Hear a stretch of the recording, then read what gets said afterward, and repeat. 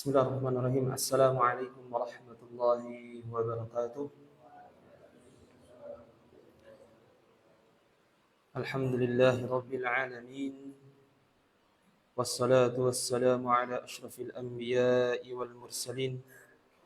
Nabiyyina Muhammadin wa ala alihi wa sahbihi wa man tabi'ahum bi ihsanin ila yaumiddin. Allahumma 'allimna ma yanfa'una wanfa'na bima 'allamtana wazidna ilman. Puji syukur kepada karena hingga detik ini Allah Subhanahu wa taala masih memberikan karunia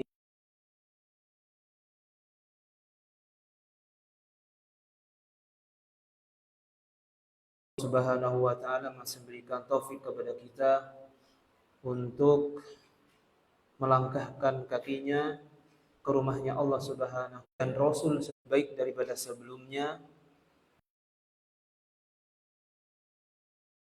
karena ketidaktahuan.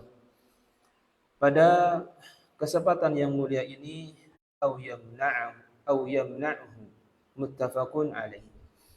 Dari sahabat yang mulia Abu Hurairah radhiyallahu anhu, sahabat yang paling banyak meriwayatkan hadis, nomor 1 paling banyak kepada manusia kayu. Cari ke hutan kayu, kemudian dijual, digunakan untuk kayu bakar yang bisa digunakan untuk memasak. Dia dapat uang, meskipun sedikit, kata beliau, itu lebih baiknya, banyak hasilnya. Atau manusia tidak akan memberi, akan ditolak. Tapi yang terpenting adalah dia minta. Urusan dikasih sama orang atau urusan gak dikasih, itu tidak penting. Yang penting kerjaan dia meminta. Itu tidak lebih baik. Itu kata maksud hadis ini sebelumnya adalah tambahan dari hadis yang sebelumnya. Jadi dilarang kita untuk meminta-minta yang sifatnya untuk memperkaya diri dan sifatnya yang memang kita sudah cukup, tidak perlu untuk meminta. Tetapi kita memaksa untuk minta, untuk kita gunakan, padahal sebelumnya kita punya, maka yang demikian itu tercela. Dilarang dalam agama kita. Hadis yang berikutnya. Wa anhu, masih dari beliau, Abu Hurairah. Anin Nabi sallallahu alaihi wasallam qala, dari Nabi sallallahu alaihi wasallam. Terkadang dalam hadis redaksinya itu disebutkan Rasulullah, terkadang disebutkan Nabi, terkadang juga disebutkan Nabiullah. Jadi bermacam-macam, namun maknanya sama. Manusia yang dimaksud ya beliau sallallahu alaihi wasallam. Beliau mengatakan, kana Dawud alaihi salam la ya'kulu illa min 'amali yadihi. Rawahul Bukhari. Dahulu adalah Nabiullah Daud. Tidaklah beliau memakan makanan kecuali dari usaha tangan beliau sendiri.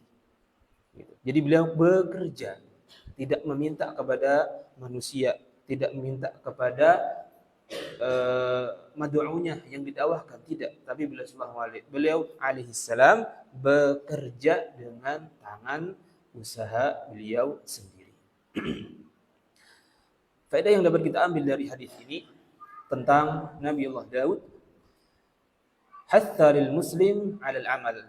Beliau sallallahu alaihi wasallam menganjurkan kepada umatnya itu untuk bekerja. Bekerja, punya tenaga, punya kemampuan, Allah kasih akal, Allah kasih kekuatan, bekerja, jangan minta. Jangan meminta. Baik itu dengan berdagang, bertani, berkebun, dengan ikut tempat orang lain menggunakan tenaganya, maka bekerjalah dengan kemampuan dia. Wa an yakuna rizquhu min kasbi yadihi, dan usahakan rizki yang dia dapat itu usaha tangan dia sendiri. Wa thamaratu juhdi, dan dengan jerih payah kesungguhan dia. Nabi Shallallahu Alaihi Wasallam mencontohkan Nabiullah Daud. Gitu. Kita tahu bersama bahwa Nabi dan para nabi-nabi yang lain itu adalah manusia pilihan Allah Subhanahu Wa Taala, tentunya lebih mulia di antara manusia-manusia yang lain, karena beliau dipilih oleh Allah Subhanahu Wa Taala untuk mengajak manusia bertauhid kepada Allah, mengajak kepada beribadah kepada Allah. Tentunya para rasul, para nabi dan rasul itu menjadi panutan untuk umatnya. Gitu. Untuk umatnya. Nabi Shallallahu Alaihi Wasallam mencontohkan Nabiullah Daud. Seakan-akan beliau mengatakan, itu loh Nabiullah Daud. Beliau bekerja. Tidak memakan dengan cara meminta-minta. Tidak meminta-minta kepada manusia.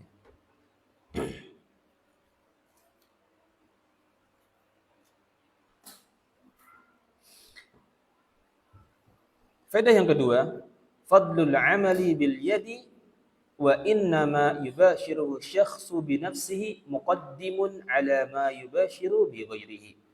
Keutamaan bekerja, keutamaan bekerja, terutama bagi laki-laki, bagi seorang suami, seorang ayah, lebih-lebih harus berusaha untuk mencari nafkah dengan tangannya sendiri.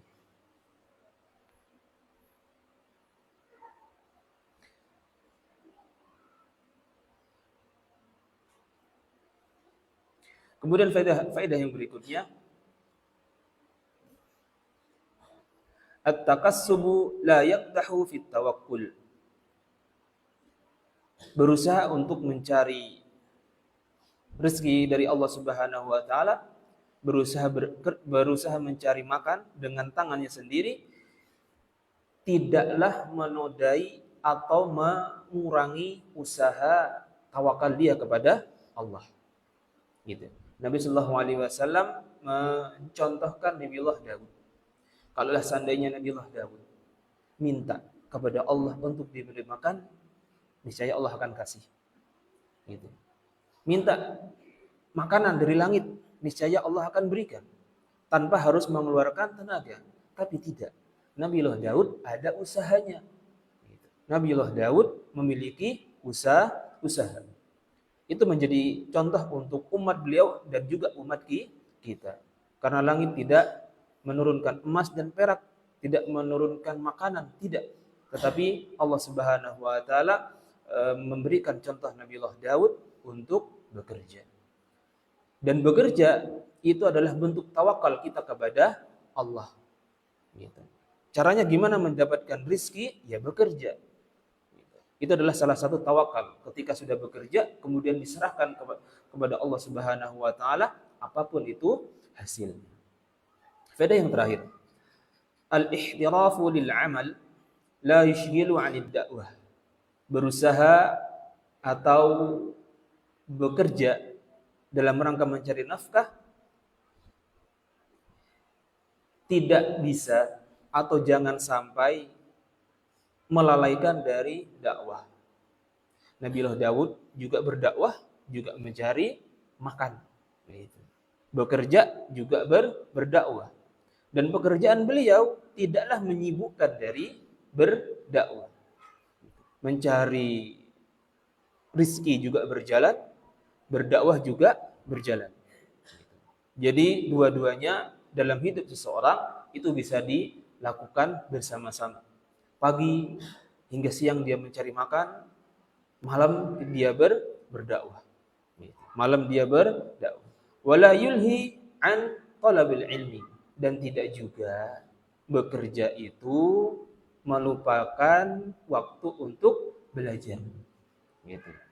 Sempatkan waktu untuk berdakwah, sempatkan waktu untuk belajar, terutama belajar ilmu agama.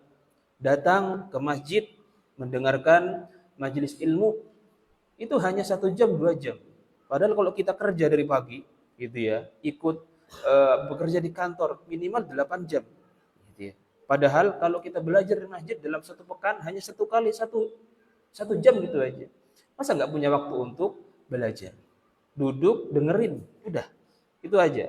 Ya. Maka yang demikian itu dicontohkan juga oleh Nabiullah Daud, tidaklah bekerja itu mengurangi waktu untuk berdakwah, terutama juga kata beliau belajar ilmu. Hadis yang berikutnya. Wa anhu, masih dari beliau, Abu Hurairah. Anna Rasulullah sallallahu alaihi wasallam qaal kana Zakaria alaihi salam najjaran. Rawahu Muslim.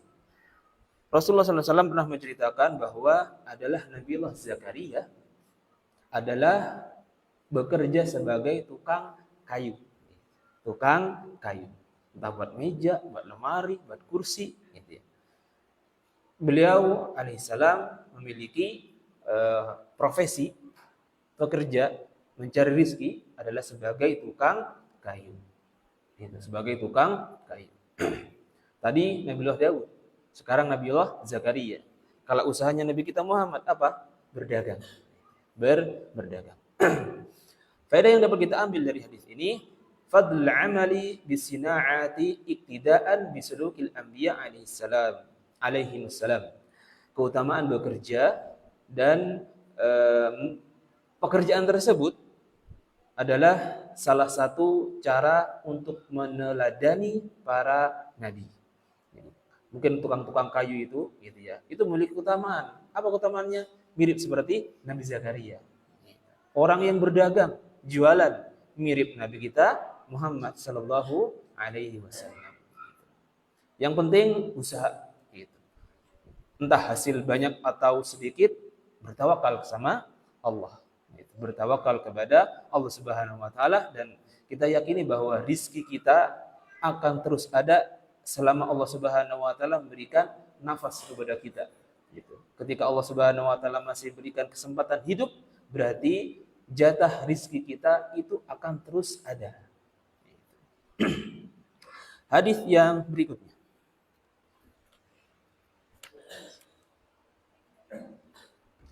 Wa 'anil Miqdam ibn Ma'di Karib radhiyallahu anhu. 'An Nabi sallallahu alaihi wasallam qala ma akala ahadun ta'aman qattun khairun min an ya'kula min 'amali yadihi wa inna Nabiyullah Dawud kana ya'kulu min 'amali yadihi. Rawahu al-Bukhari. Dari sahabat Al-Miqdam ibn Ma'di Karib. Dari Nabi sallallahu alaihi wasallam beliau bersabda, tidaklah salah seorang di antara kalian makan sebuah makanan sedikit pun atau banyak min an ya'kula min amali yadihi. Dia salah seorang di antara kalian makan dengan usaha tangan dia sendiri, itu lebih baik. Usaha dia sendiri itu lebih baik. Hadis ini penguat dengan hadis-hadis yang sebelumnya. Beliau melanjutkan, karena sungguhnya Nabiullah Daud adalah makan dengan usaha tangan yang bekerja. Tangan beliau sendiri untuk bekerja. Hadisnya mirip dengan redaksi yang di atas, tetapi maknanya adalah sama.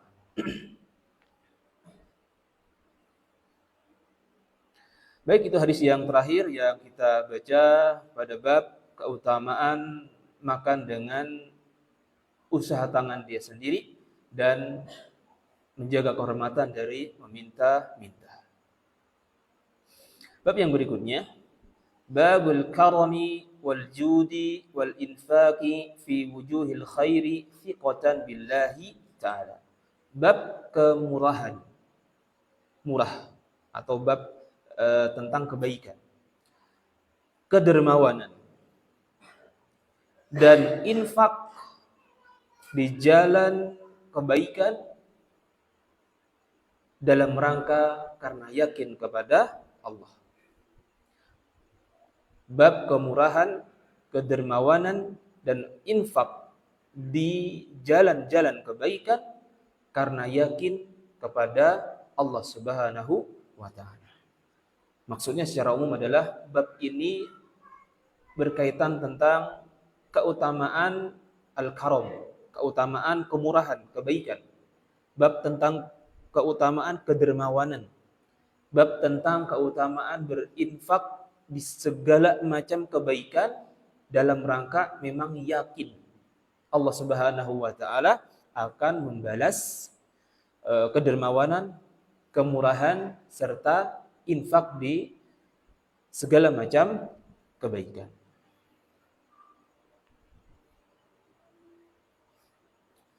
Hadis yang pertama yang kita baca pada bab ini adalah sahabat yang mulia yang meriwayatkan hadis ini adalah Abdullah ibn Mas'ud. An Ibni Mas'ud radhiyallahu anhu, 'an Nabi sallallahu alaihi wasallam qala: La hasada illa fi ithnatain. Rajulun ataahu Allah malan fasallatahu ala halakatihi fil haqq. Wa rajulun ataahu Allah hikmatan fahuwa yaqdi biha wa yu'allimuha. Muttafaqun alaih. Kata Nabi sallallahu alaihi wasallam, beliau bersabda, tidak boleh kita hasad kecuali terhadap dua orang. Tidak boleh kita hasad kecuali terhadap dua orang. Yang pertama, rajulun ataahu Allahu malan. Seseorang, di sini rajulun, berarti laki-laki doang? Enggak. Perempuan juga masuk. Jadi seseorang yang Allah berikan harta, fasallatahu ala halaqatihi fil haqq. Kemudian dia infakkan, dia habiskan untuk di jalan kebenaran, gitu, untuk kebaikan, untuk nyumbang masjid, untuk membiayai sekolah anak yatim, apapun itu. Jadi yang berkaitan tentang harta, dia keluarkan di jalan-jalan kebaikan. Maka kita harus iri kepada mereka, harus hasad. Enak ya, Allah kasih harta dia, kemudian dia infakkan, dia dapat pahala. Dia dapat pahala. Pahalanya untuk dia. Hartanya dari siapa? Dari Allah. Maka kita harus iri. Bukan iri kepada orang-orang yang hartanya banyak, kemudian dia melakukan segala macam kemungkaran dengan hartanya. Nggak perlu kita iri dengan mereka. Yang kita harus iri adalah orang yang Allah beri harta, tetapi dihabiskan di jalan kebenaran. Jalan-jalan yang bisa mendatangkan pahala dan kecintaan Allah Subhanahu wa taala kepada orang yang memiliki harta tersebut. Itu yang pertama. Yang kedua, wa rajulun ataahu Allahu hikmatan. Dan seorang yang Allah berikan hikmah. Allah beri kepada dia ilmu. Ilmu. Fahuwa yaqdi biha. Kemudian dengan ilmu tersebut dia bisa memberikan hukum atau bisa memberikan fatwa. Memberikan hukum, fatwa atau nasihat kepada manusia, wa yu'allimuha, dan juga dia mengajarkan ilmu kepada manusia. Itu harus kita iri. Allah kasih harta seorang tersebut, kemudian dia infakkan di jalan Allah. Yang kedua, Allah berikan ilmu kepada seorang yang dengan ilmu tersebut ilmunya bermanfaat. Maka itu kita harus iri atau hasad. Dan dengan hasad tersebut kita jadikan hasad itu motivasi kepada kita. Kita cari harta sebanyak-banyaknya, kita infakkan. Kita mencari ilmu sebanyak-banyaknya, kita ajarkan kepada manusia. Semangat. Semangat mencari harta dengan cara yang benar dan dikeluarkan dengan cara yang benar. Juga semangat untuk belajar agar memberikan manfaat kepada manusia. Nah, hadis tersebut, hadis yang pertama yang dibawakan oleh Al-Imam An-Nawawi memberikan motivasi kepada kita. Hal yang semacam itu sangat baik dan sangat dianjurkan dalam agama kita. Faedah yang dapat kita ambil dari hadis ini yang mulia, yang pertama bahwa al-hasadu da'un khatirun yajibul ibti'adu anhu wal hadaru minhu. Hasad yang bukan termasuk dari kedua tersebut, atau yang kita kenal dengan al-ghibthah, hasad yang dibenarkan, hasad yang diperbolehkan. Tidak ada hasad yang ketiga, tidak ada. Hasad yang ketiga itu nggak boleh. Yang boleh yang tadi nomor 1 sama nomor 2. Hasad pada dasarnya adalah penyakit yang berbahaya. Penyakit yang berbahaya. Seperti iblis yang memiliki hasad kepada Nabiullah Adam. Seperti anak cucu Adam yang memiliki hasad kepada saudaranya hingga dibunuh. Dibunuh.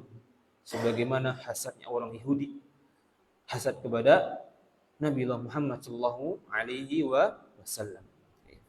Hasad itu adalah penyakit yang sangat berbahaya. Yajibul ibtiad anhu. Jauhi rasa hasad. Rasa hasad. Kita berlindung dari hasad yang ada dalam diri kita. Kita juga berlindung kepada hasad yang ada pada orang lain kepada kita. Makanya jangan lupa dan jangan lalai membaca surat Al-Falaq. Gimana bunyinya? Radit, gimana bunyi yang ada hasadnya itu surat Al-Falaq? Gimana? Terus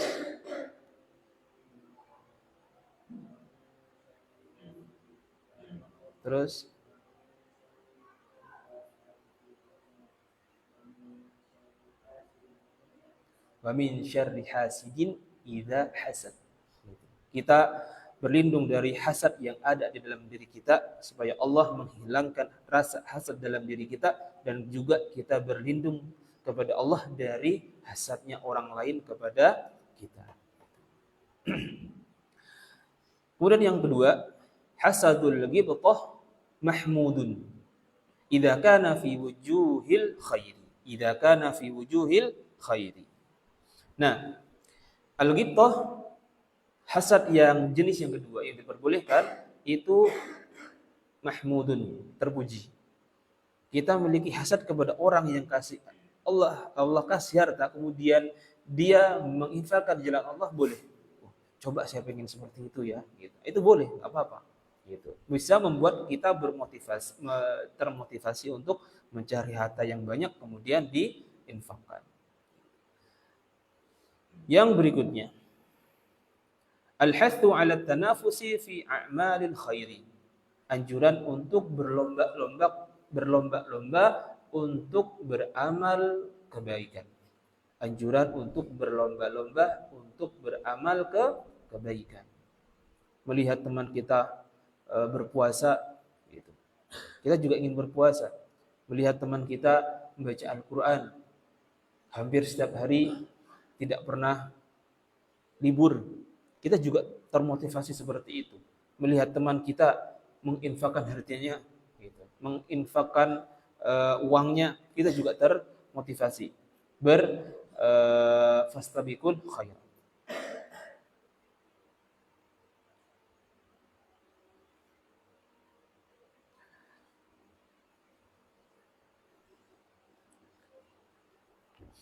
Faedah yang berikutnya, an-ni'amu bikulliyatiha minallah wa wajibu syukril mun'im wa dzalika bi an yad'a al-'abdu haitsu amarahu mubdiha wa musdiha. Semua kenikmatan, seluruhnya, semua kenikmatan yang yang kita miliki, fasilitas dari Allah Subhanahu wa taala, itu adalah dari Allah. Kenikmatan yang kita rasakan itu dari Allah Subhanahu wa taala. Maka dari nikmat tersebut wajib kita bersyukur kepada Allah dari nikmat tersebut. Allah memberikan nikmat kepada kita harta. Keluarkan harta tersebut di jalan Allah. Membantu orang lain, membantu fakir miskin, membantu anak yatim, membantu janda-janda, semuanya. Gitu. Karena apa? Harta yang dia dapat dari siapa? Dari Allah. Gitu. Bentuk rasa syukur kepada Allah dikeluarkan. Gitu. Kemudian begitu juga dengan ilmu. Ilmu itu dari Allah Subhanahu wa taala. bagaimana cara rasa syukur kita mendapatkan ilmu dari Allah, kita ajarkan manusia. Kita dakwahkan ilmu yang kita miliki. Karena sejatinya semua harta, semua ilmu itu adalah kenikmatan. Itu adalah kenikmatan dari Allah Subhanahu wa taala. Faedah yang terakhir, fadlul ilmi bi ahkamiddin, keutamaan ilmu. Keutamaan ilmu agama atau ilmu ada manfaatnya. Kita tahu mana ilmu yang bermanfaat, mana ilmu yang tidak bermanfaat, ya silahkan dipilih. Gunakan waktu kita untuk belajar ilmu yang bermanfaat. Jangan habiskan waktu kita untuk belajar ilmu-ilmu yang tidak bermanfaat. Karena itu adalah memiliki keutamaan. Keutamaannya apa? Ketika kita memiliki ilmu, orang akan hasad sama kita. Tapi hasad yang dibolehkan. Tapi hasad yang dibolehkan. Wa ta'limun nas, keutamaan mengajarkan ilmu agama kepada manusia. Dalam bentuk rasa syukur kepada Allah. Seorang belajar, kemudian dari hasil belajar tersebut mengajarkan kepada manusia. Wa da'watuhum ila tafaqquhi fid din, dan keutamaan mendakwahkan agama kepada manusia agar mereka faham terhadap agamanya. Faham terhadap agamanya. Itu faedah yang pertama dari hadis yang kita baca pada malam hari ini. Hadis yang pertama. Hadis yang kedua. Wa anhu, masih dari beliau juga, dari sahabat Ibnu Mas'ud. Qala Rasulullah sallallahu alaihi wasallam, ayyukum malu warithihi ahabbu ilahi min malihi. Qalu ya Rasulullah, ma minna ahadun illa maluhu ahabbu ilaihi. Qal fa inna malahu ma qaddam wa malu warithihi ma akhkhara. Rawahul Bukhari. Siapakah di antara kalian, kata Nabi sallallahu alaihi wasallam, harta warisan dia lebih cintai daripada hartanya sendiri. Harta warisan, harta dia sendiri. Mana di antara kalian yang lebih mencintai? Ya. Mana di antara kalian, di antara kedua harta warisan sama harta dia sendiri, harta usaha dia sendiri, yang lebih dicintai? Mereka menjawab, wahai Rasulullah, ma minna ahadun illa maluhu ahabbu ilaihi. Wahai Rasulullah, harta kita sendiri itu jauh lebih kita cintai daripada harta warisan. Harta warisan. Padahal kalau harta warisan tiba-tiba dapat gitu aja tanpa usaha. Qala, bila melanjutkan. Jadi jawaban para sahabat adalah lebih mencintai hartanya sendiri daripada harta warisan. Fa inna malahu, ketahuilah, kata Beliau sallallahu alaihi wasallam, sesungguhnya harta dia, harta engkau yang dia miliki, ma qaddama, sungguhnya harta yang sungguhnya adalah harta yang telah dihabiskan. Ma qaddam, sesuatu yang telah habis. Wa malu warithihi ma akhkhara, dan harta warisan apa yang ditinggalkan. Gitu. Apa yang ditinggalkan. Nabi sallallahu alaihi wasallam tidak memberikan jawaban dari pertanyaan, tapi beliau sallallahu alaihi wasallam berikan pernyataan yang lain. Gitu. Dan yang demikian itu para sahabat mikir. Gitu. Jadi harta yang kita punya sekarang itu apa yang telah dihabiskan, yang sudah dimakan, yang sudah diinfakkan, yang sudah dikeluarkan, itu aja yang dipegang sekarang, gitu. Yang sekarang dipegang, yang berlalu sudah berlalu. Nah, posisi sekarang itu akan berada pada posisi yang depan. Apa yang depan? Kematian. Harta tidak akan bisa dibawa mati. Seorang tidak akan bisa membawa mati harta. Nah, harta yang tersisa di dunia, yang orang yang sudah mati, itu milik siapa? Ahli warisnya. Ahli warisnya. Jadi Rasulullah SAW mengisyaratkan dengan ini, harta yang sungguhnya adalah harta yang telah habis, yang telah engkau infakkan. Tetapi ketika engkau sudah meninggal dan engkau masih punya harta, apa yang bisa dilakukan dengan harta yang bisa ditinggalkan? Tidak bisa. Dia sudah mati, tidak bisa berinfak dengan hartanya. Yang bisa menggunakan harta yang dia tinggalkan siapa? Ahli waris. Ahli warisnya. Itu yang diisyaratkan oleh beliau sallallahu alaihi wasallam. Faedah yang dapat kita ambil dari hadis ini, al-hathu ala ma yumkinu taqdimuhu minal mal fi wujuhil khairi liyantafi'a bihi fil akhirah. Ini faedah yang paling bagus, bahwa anjuran untuk mengeluarkan harta sebisa mungkin ketika dia masih hidup itu di jalan-jalan kebaikan agar ada manfaatnya di akhirat. Numpuk-numpuk harta tidak dikeluarkan hartanya untuk di jalan Allah, tidak ada peluang dengan harta tersebut ada pahala, buat apa kalau sudah mati? Yang menikmati siapa? Ahli warisnya. Ahli warisnya. Makanya bila sallallahu alaihi wasallam mengisyaratkan dalam hadis tersebut, hartamu sesungguhnya itu yang telah lalu, telah engkau infakkan, telah engkau habiskan. Gitu. Harta yang ada sekarang akan engkau tinggalkan dan tidak akan bisa engkau manfaatkan karena sudah tidak ada di dunia ini. Jadi sebisa mungkin harta yang kita punya sekarang diinfakkan di jalan Allah Subhanahu wa taala, tentunya ketika nafkah yang wajib untuk kita, keluarga, anak, orang tua itu sudah terpenuhi, masa lebih baru kita berinfak kepada selain mereka.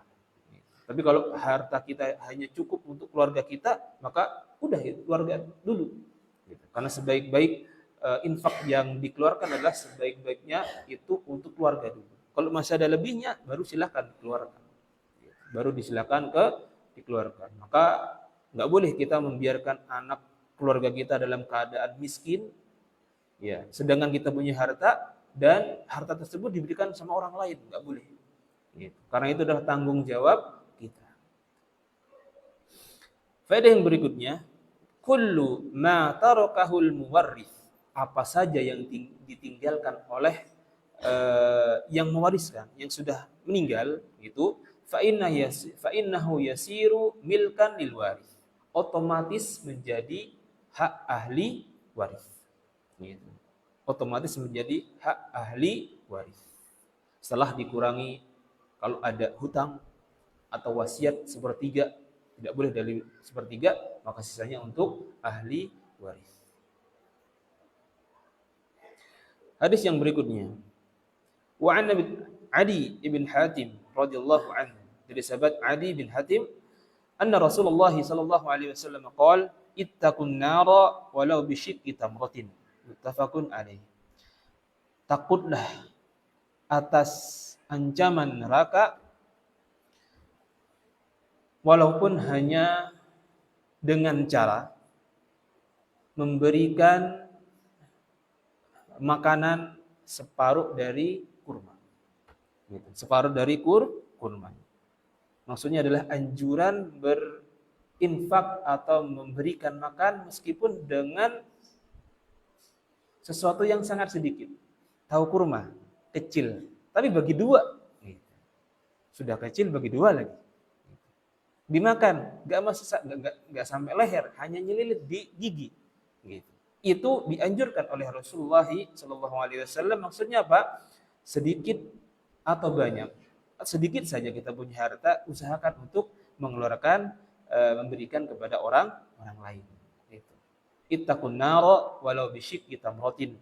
Gitu ya. Takutlah engkau dari sisaan neraka, karena sedekah tersebut separuh dari kurma itu bisa menjauhkan kita dari api neraka.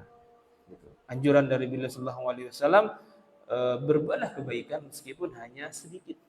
Meskipun hanya sedikit. Hadis ini sudah kita baca pada bab-bab yang sebelumnya, kemudian dimasukkan lagi oleh beliau rahimahullahu taala bahwa kebaikan sekecil apapun itu bisa menjadi peluang untuk menjauhkan kita dari api nerakanya Allah Subhanahu wa taala. Hadis yang berikutnya, wa an Jabir radhiyallahu anhu qala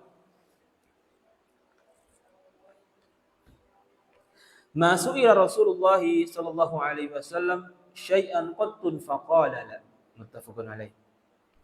Rasulullah sallallahu alaihi wasallam itu ketika diminta apapun itu, ada seorang minta sama Rasulullah, tidak pernah beliau mengatakan tidak. Maksudnya beliau sallallahu alaihi wasallam tidak pernah menolak, mesti ngasih, mesti memberi. Begitu dermawannya Rasulullah sallallahu alaihi wasallam. Tapi hadis-hadis sebelumnya keadaan Rasulullah sallallahu alaihi wasallam sangat miskin.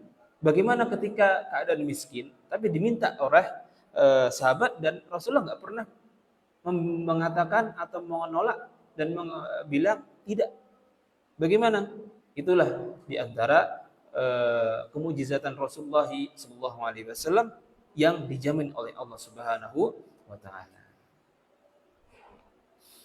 Hadis yang berikutnya.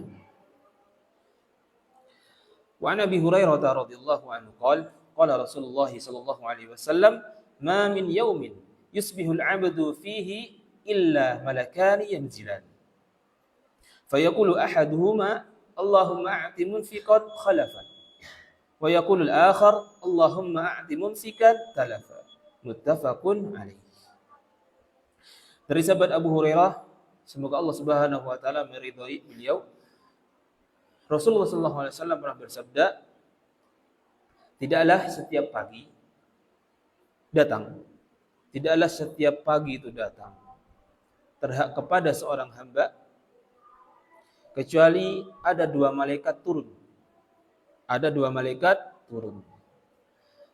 Fayaqulu ahaduhuma, salah satu dari malaikat tersebut mengatakan, berdoa sama Allah, Allahumma a'ti munfikan khalafa, ya Allah berikanlah ganti terhadap orang yang menginfakkan hartanya.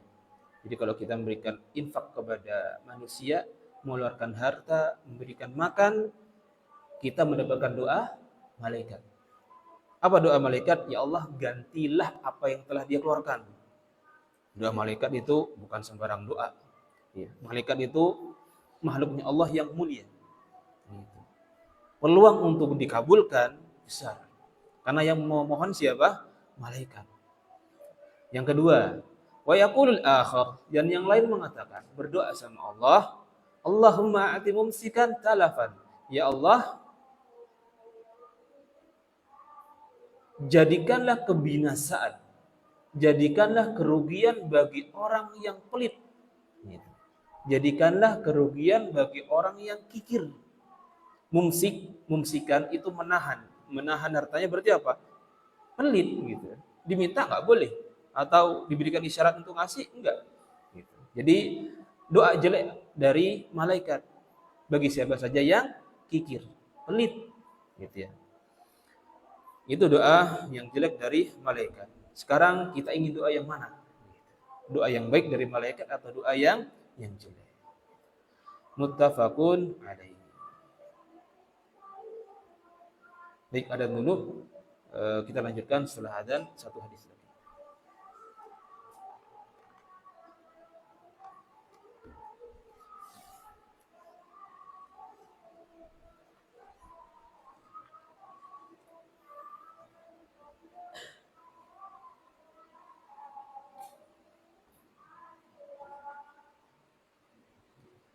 Allah.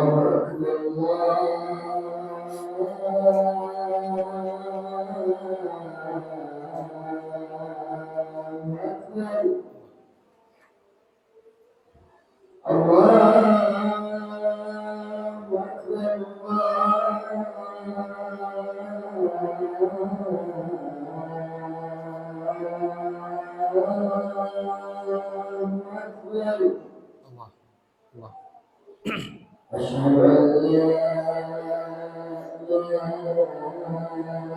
إلا الله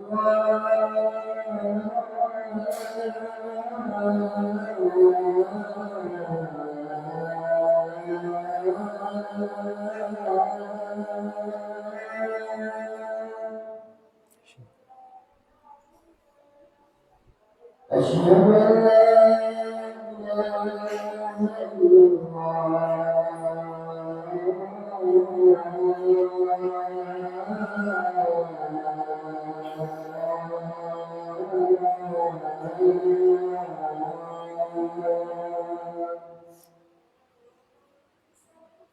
أشهد أن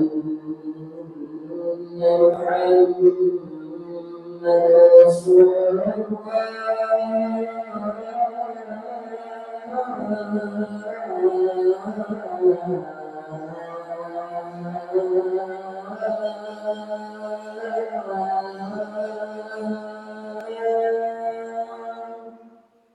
شكرا. أشهد أن محمدا رسول الله.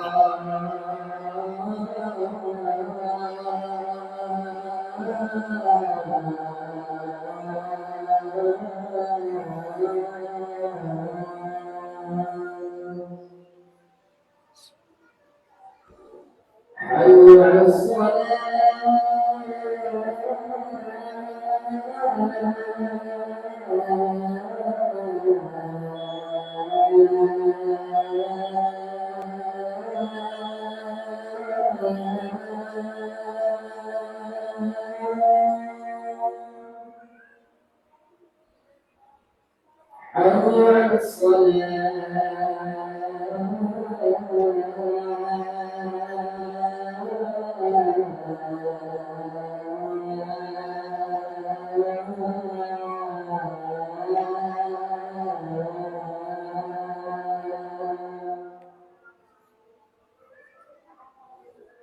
حي على الله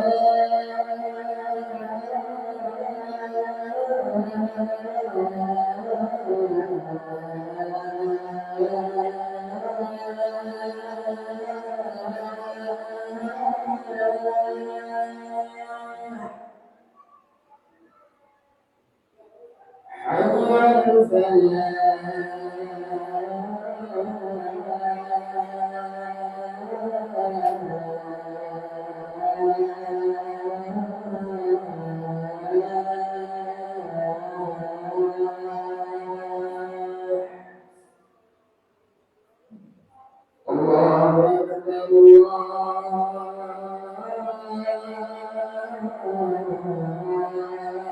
الله.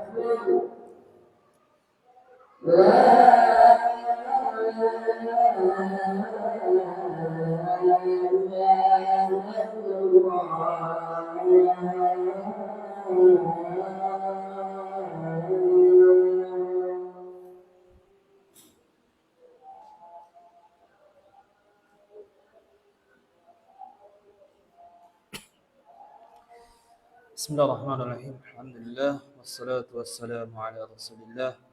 Allahumma 'allimna ma yanfa'una wanfa'na bima 'allamtana wa zidna ilman. Hadis yang berikutnya yang terakhir yang akan kita baca pada malam hari ini, wa anhu, dari Muslim. Beliau Abu Hurairah, anna Rasulullah sallallahu alaihi wasallam qala Allah Ta'ala anfiq ya ibn Adam yunfaq alaika, muttafaqun alaih. Allah Ta'ala berfirman dalam hadis qudsi, Allah mengatakan, berinfaklah wahai anak cucu Adam. Itu perintah dari Allah Subhanahu wa Ta'ala. Berinfaklah wahai anak cucu Adam, yunfaq alaih, niscaya engkau akan diberikan infak juga. Niscaya akan dibalas atau dikembalikan infaknya. Itu janji Allah Subhanahu wa Ta'ala bahwa berinfak di jalan Allah Subhanahu wa Ta'ala sesuai dengan kemampuan kita tidak akan membuat kita menjadi miskin. Justru Allah Subhanahu wa Ta'ala akan berikan balasan. Kalau tidak balasan di dunia, Allah Subhanahu wa Ta'ala akan berikan balasannya di akhirat. Diakhirkan. Dan Allah Subhanahu wa Ta'ala tidak akan mengingkari janji Allah Ta'ala. Innallaha la yukhliful mi'ad. Allah Subhanahu wa Ta'ala tidak akan mengingkari janjinya. ibna Adam, berarti manusia. Kita anak cucu Adam. Hadis tersebut untuk kita, untuk manusia untuk yang telah berlalu dan juga akan datang. Faedah yang dapat kita ambil dari hadis ini,